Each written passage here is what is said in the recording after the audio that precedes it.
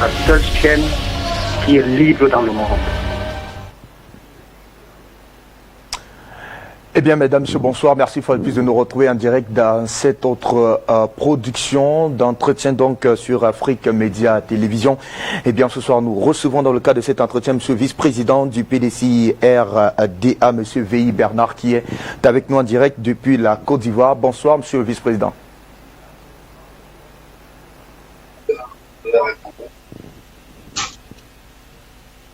Monsieur le vice-président, bonsoir. Bonsoir, monsieur. Je rappelle que vous êtes le vice-président du PDCI-RDA. Votre formation politique prend d'ailleurs part à ces élections législatives prévues pour ce samedi du côté de la Côte d'Ivoire.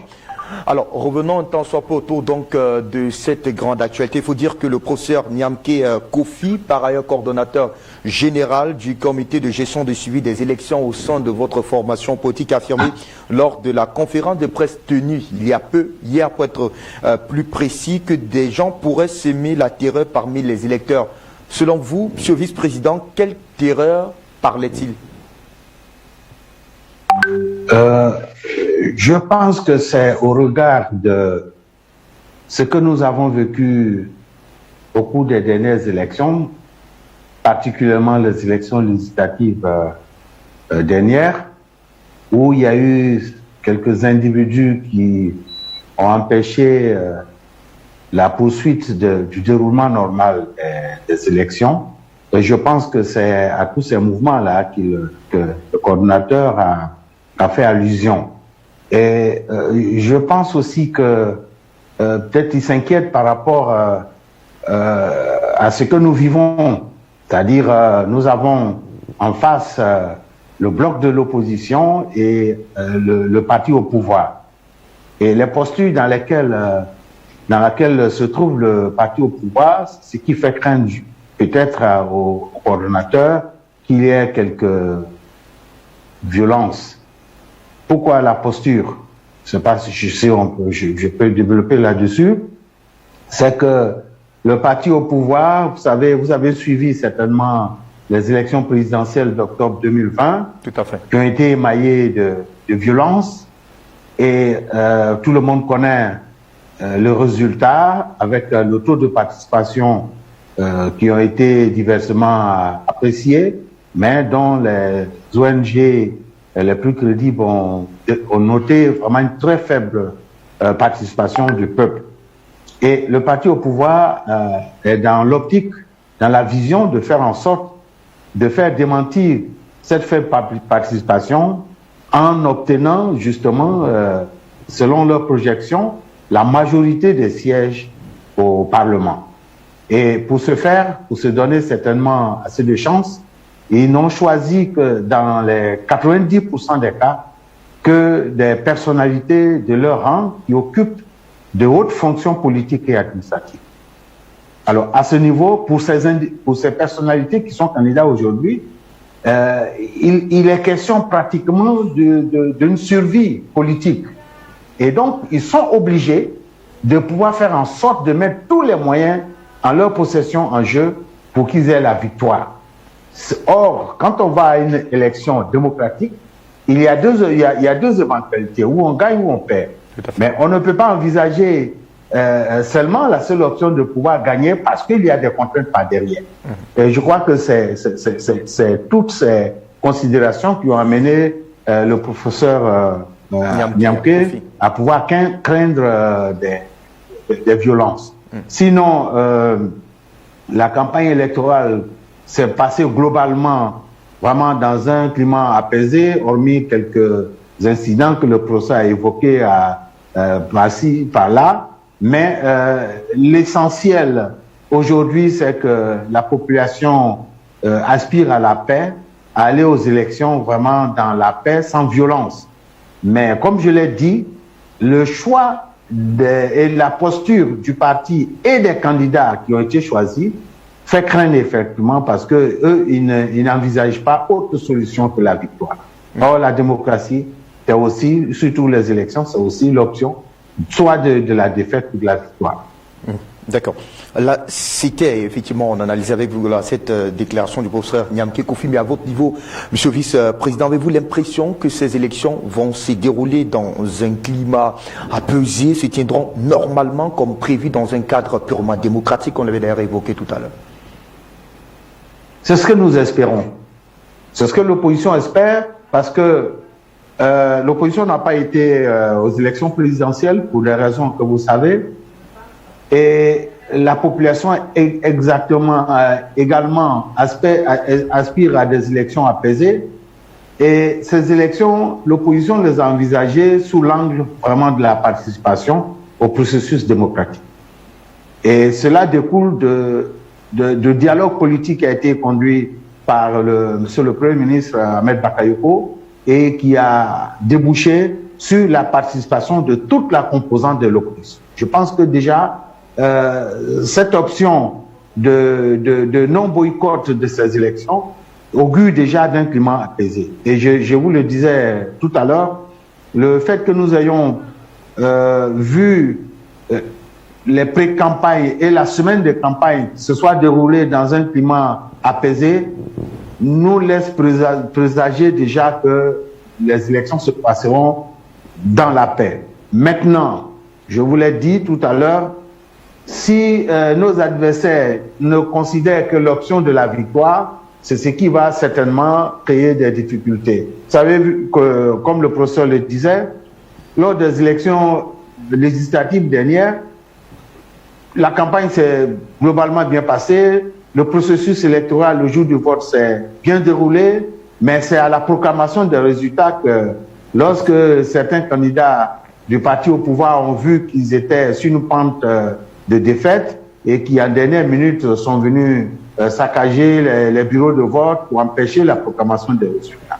Et je crois que c'est tout cela que nous craignons. Mais globalement, à la date d'aujourd'hui, jusqu'à la fermeture ou du moins à la clôture de la campagne, l'option était à l'apaisement et c'est ce que nous avons observé. Et nous espérons qu'il en soit ainsi pour la journée du vote qui a lieu demain et jusqu'à la proclamation des résultats. C'est l'appel que nous lançons à nos adversaires parce que nous, l'opposition, nous sommes dans cette option, nous sommes dans cette disposition de pouvoir participer à une élection apaisée pour le peuple. Parce qu'il y a eu beaucoup de sang coulé, surtout lors des présidentielles dernières. Il faudrait que cela s'arrête et c'est le vœu le plus ardent de la population et de tous les partis de l'opposition. D'accord, Monsieur le Vice-président. Évoquons un temps soit peu la campagne électorale, d'ailleurs battue par plusieurs formations politiques au rang desquelles la vôtre au PDCI RDA. Pensez-vous réellement que votre parti a ratissé l'âge afin de convaincre effectivement ces nombreux électeurs qui pourront porter les candidats du PDCI RDA à cette consultation électorale prévue notamment samedi dans votre pays? Mais évidemment et assurément, parce que déjà, ces élections arrivent sur un terreau qui est favorable à l'opposition. Comme je vous le disais tantôt, l'opposition n'a pas participé aux élections présidentielles d'octobre dernier, pour des raisons que vous savez, parce que vous êtes des agents de la communication, vous suivez bien tout ce qui se passe en Côte d'Ivoire. Et l'appel à la désobéissance civile a été largement suivi par la population. Et aujourd'hui, nous les appelons à pouvoir réintégrer le processus électoral. Nous avons cette majorité parce que les élections électorales, l'élection présidentielle n'a pas connu l'engouement nécessaire. Je pense que l'abstention étant du côté de l'opposition, nous avons ratissé l'âge, nous avons renouvelé les arguments, nous avons parcouru tous les coins et recoins du territoire national et nous espérons que vraiment la victoire sera de notre côté. Alors, parlant effectivement de ce déploiement du PDC-RDA sur l'ensemble du territoire national ivoirien, Monsieur le Vice-président, quelles sont les attentes de vos compatriotes?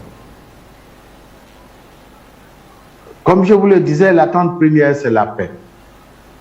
La paix, la cohésion sociale, que les joutes électorales ne soient plus l'occasion où on va endeuiller encore le pays et où il va y avoir des blessés, des gens qui seront marqués à vie Il faudrait que l'élection soit une occasion du renforcement de la démocratie. La démocratie, c'est l'opinion diverse. C'est ne pas être d'accord avec l'autre, mais sans pour autant que cet autre soit un ennemi. Nous sommes dans l'adversité politique. Et l'attente de la population, c'est que tout se passe très bien, dans la paix, surtout dans la paix, et qu'après les élections, le pays retrouve la tranquillité et la paix, surtout la paix. Parce que la violence a trop marqué notre pays ces dernières années et le peuple n'en veut plus. Et c'est le discours, du moins l'attente que nous avons sentie tout le long de nos parcours, de nos meetings, de nos rencontres de concertation au niveau de la population.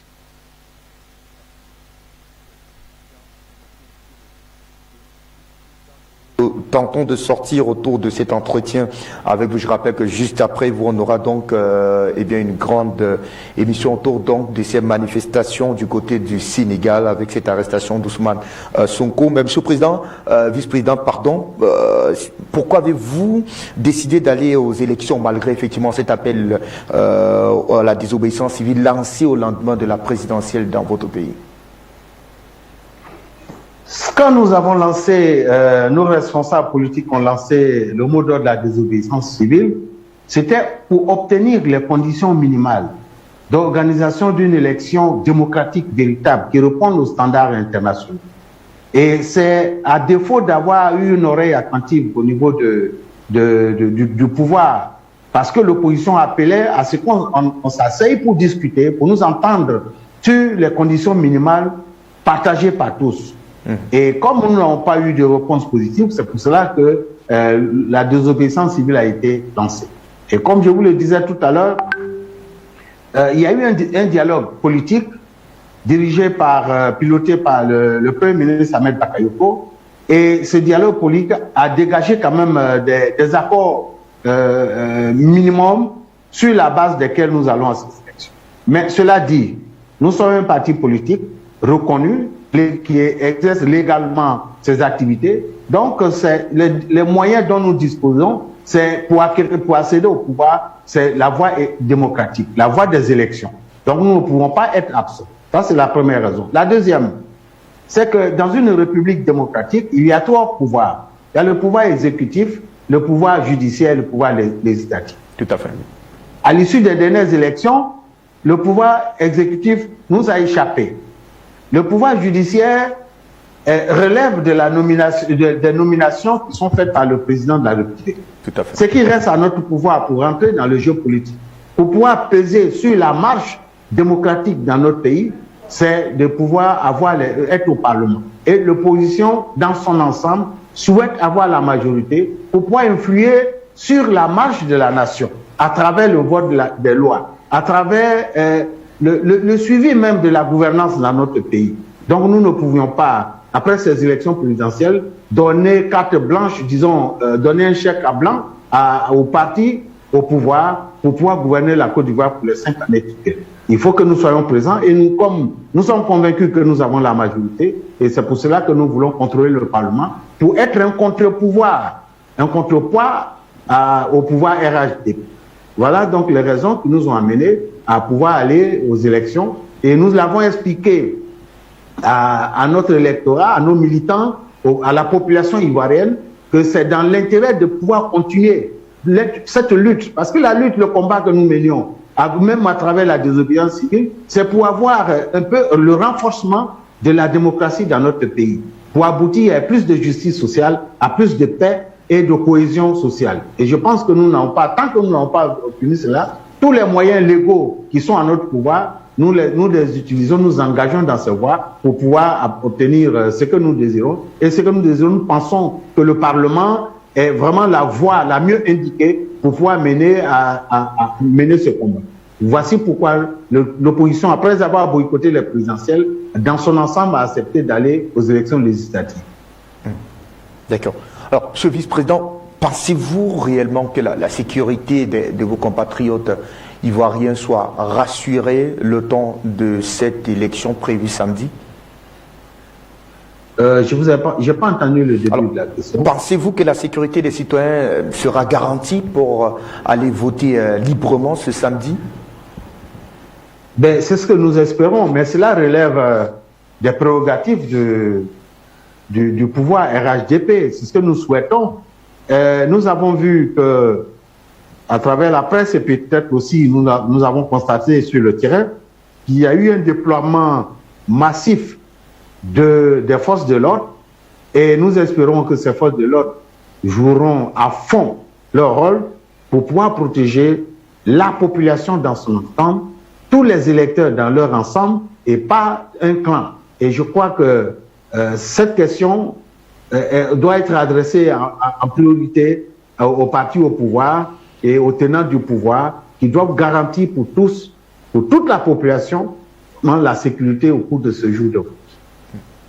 Ah, d'accord. Monsieur le vice-président, nous tentons véritablement de sortir autour de cet échange. Quelles seront véritablement les premières préoccupations des parlementaires PDCI RDA une fois à l'Assemblée? Mais nos préoccupations, c'est que vraiment nous engageons véritablement dans le processus démocratique, dans la gestion de ce pays sur la base des standards internationaux, c'est-à-dire quoi? D'abord, la formation au niveau de l'Assemblée nationale des organes centraux sur la base démocratique, qui consiste à ce que il n'y ait que le bureau de l'Assemblée nationale, que toutes les structures qui vont diriger les travaux ne soient pas dirigées uniquement, composées uniquement par les membres du parti au pouvoir, et qu'il y ait la diversité qui va sortir de ce bureau de ces élections, soit observée aussi dans la conduite des affaires au niveau du Parlement. Ne serait-ce que cela, pour mettre déjà sur pied une équipe dirigeante du Parlement qui va tenir compte de la diversité nationale politique. Et ce sera le premier pas. Et ensuite, maintenant, en fonction de notre représentativité, nous allons envisager la suite du combat. Mais la première des choses, il faut que la mise en place des structures du Parlement réponde à la diversité politique de notre pays. D'accord. Monsieur le vice-président, infiniment merci pour cet échange en direct sur Afrique Média Télévision. Un mot certainement aux nombreux électeurs qui vont porter la carte du PDC-RDA à cette élection législative prévue samedi dans votre pays. Nous, à nos militants et à toute la population ivoirienne, nous disons que le vote, c'est l'arme que le peuple a pour pouvoir non seulement choisir ses dirigeants, mais pouvoir également contrôler l'action qu'ils mènent. Et donc, nous leur demandons de sortir massivement demain pour aller confirmer dans les urnes la majorité silencieuse qu'ils ont constituée lors des présidentielles, ce qui a expliqué un faible taux de participation aux élections présidentielles. Et nous en avons déduit que la majorité n'a pas adhéré à ce processus électoral en son temps. Aujourd'hui, que toute l'opposition est d'accord pour aller compétir, il faudrait que cette majorité silencieuse qui s'est obtenue en octobre aille aux élections sur la base de la confiance que leur sécurité sera assurée par le parti au pouvoir. Et nous disons que nous comptons sur eux pour pouvoir faire en sorte que nous ne laissions pas carte blanche, que nous ne laissions pas un chèque en blanc au pouvoir en place pour pouvoir conduire pendant les 5 années à venir les affaires de la nation ivoirienne. Il faudrait que notre sensibilité en tant qu'opposition, qui nous différencie des principes, des idéaux de parti au pouvoir, puisse se manifester. Et pour que cela se fasse, nous avons besoin vraiment du soutien du peuple, de nos militants dans leur ensemble, pour nous donner cet instrument qui va nous amener à être présents dans le Parlement, au sein du Parlement. D'accord. Merci à vous, monsieur le vice-président du PDC RDA, monsieur Véi Bertrand, et on se retrouve très prochainement. Bernard, pardon, on se retrouve très prochainement pour des nouvelles fraîches, en tout cas, venant de votre pays. Bonne soirée à vous. Merci. Bonne soirée à vous, monsieur.